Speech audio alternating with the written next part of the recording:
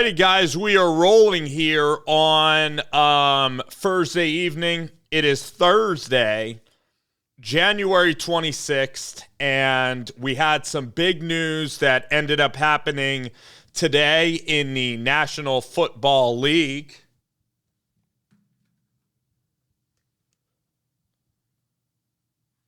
Giants. All right, so let's talk about a head coach that was hired today. Head coach hired today was Frank Reich. Had a 4-year span in Indianapolis, and he won a couple of games in Indianapolis. He actually has a 40-33 record compilation overall in Indianapolis, and he won a playoff game in 2018 over Deshaun Watson, Bill O'Brien, and the Houston Texans, a Saturday game. And then the following week, he played Mahomes and Andy Reid during Mahomes' second season when he won MVP. And Andrew Luck and him lost. Then Andrew Luck unexpectedly retired. They then had a pretty shaky season, I think, with Jacoby Brissett at quarterback. And then they were able to bring in Phillip Rivers. They were able to secure a wild card as Tennessee, I believe, won that division. Then they went to Buffalo, and they lost that playoff game, but played pretty well in that playoff game.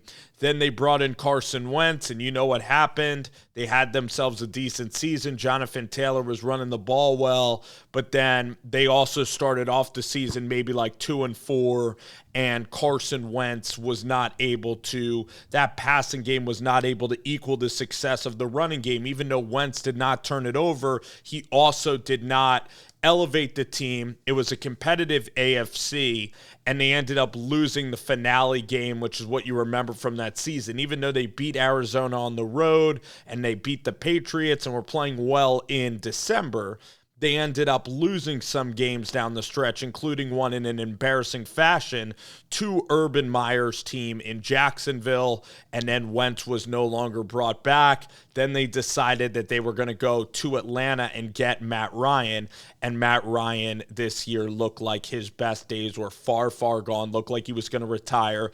The team was 1-5, and really you look at Frank Reich, he won one playoff game in 4 years. In 2 out of the 4 seasons, he did not make the playoffs, and he had a pretty decent roster. So listen, if you have 4 years at a job and you're going to miss the playoffs, actually it might have been 5 years in Indianapolis. Yeah, 2 of the 4 years he made the playoffs.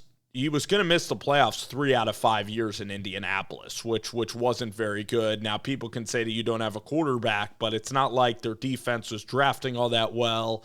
They didn't have a lot of pop, and also you play in a division that you should be winning. You should be beating the Houston Texans. They are the most dysfunctional franchise in the NFL. The other most dysfunctional franchise is Jacksonville. Just because they drafted Trevor Lawrence and went 8-8 this year and won one playoff game, are they still dysfunctional? Hell yeah. You know, Blake Bortles led that team to an AFC championship game, and then that team fell apart. Now, Trevor Lawrence looked like they found a special superstar that can fix everything for Jacksonville, and Doug Peterson fell into their lap. So, you listen, Jacksonville is actually not the laughingstock right now. Right now it's Houston, but you look at Tennessee too, that's an expansion franchise from Houston. Tennessee, to me, doesn't even seem that good. You should have been winning more games. But if you're a fan of the other NFC South teams, which is Tampa Bay, Atlanta, and New Orleans, are you really frustrated? Are you really scared of Frank Reich? And to me, I'm not scared of Frank Reich. I like the Atlanta Falcons. I like Arthur Smith. I love the guys that they bring into the building in Atlanta. I love the ethos of the team, playing physical, unselfish football. There's no stars on this team. It's a small market team. It's a really lovable team. Algier, Kyle Pitts, Drake London, Desmond Ridder. Grady Jarrett's their best player, and he's an interior defensive lineman. A.J. Terrell. All right, so they Walker on the linebacking core. Troy Anderson, Algier. So all of their rookies are fun, and I think that Atlanta is poised now. They're in a really, really good spot. The reason why I believe Atlanta is in a really good spot is because Tampa Bay is just about done. Their defense is slow. Their offensive line sucks. They have a couple of receivers, but Mike Evans is getting older, can't really separate the same way, nearing 30 years old. And Godwin's all right, but they're just slow. They don't run the football. They don't have a running back. They don't have any running game whatsoever. And Todd Bowles with the New York Jets never delivered a playoff win, and he hasn't even been that successful having Tom Brady and all that experience. Then you look at New Orleans, they're in purgatory. They're not terrible enough to suck, but they don't have a quarterback. They don't have a defense. They don't really have a good offensive coordinator. Sean Payton's gone. They're going through some bad years with Dennis Allen. They are. They're in no man's land right now. And then you look at Carolina. Carolina doesn't have a quarterback. They get a retread higher, which is what I look at Frank Reich as. What is Frank Reich going to do particularly well? Maybe they'll run the football. Maybe they'll play consistent. Frank Reich's a nice guy. He's probably not going to embarrass you. But to me, this seems like a Pat Shurmur hire. It really does. The mainstream media, everybody respects it. Just like Pat Shurmur and the Vikings had, what's the guy's name? The quarterback Case Keenum and Stephon Diggs and Adam Thielen. Like Pat Shurmur was able to benefit off of a terrible schedule, go 13-3. That's why he got hired by the Giants for that Minneapolis Miracle. And the Giants tried to be risky with Ben McAdoo and then go ultra conservative and go back with Pat Shurmur. I think that right now, the Panthers went out there. They tried Matt Rhule. They didn't really give him a lot of time. I look at Matt Rhule. He drafted really well. That defense, Derek Brown, J.C. Horn, all those guys are really coming around. Brian Burns. Like this defense was starting to hum. It was starting to get really, really good. DJ Moore's a good player on the offensive side of the ball.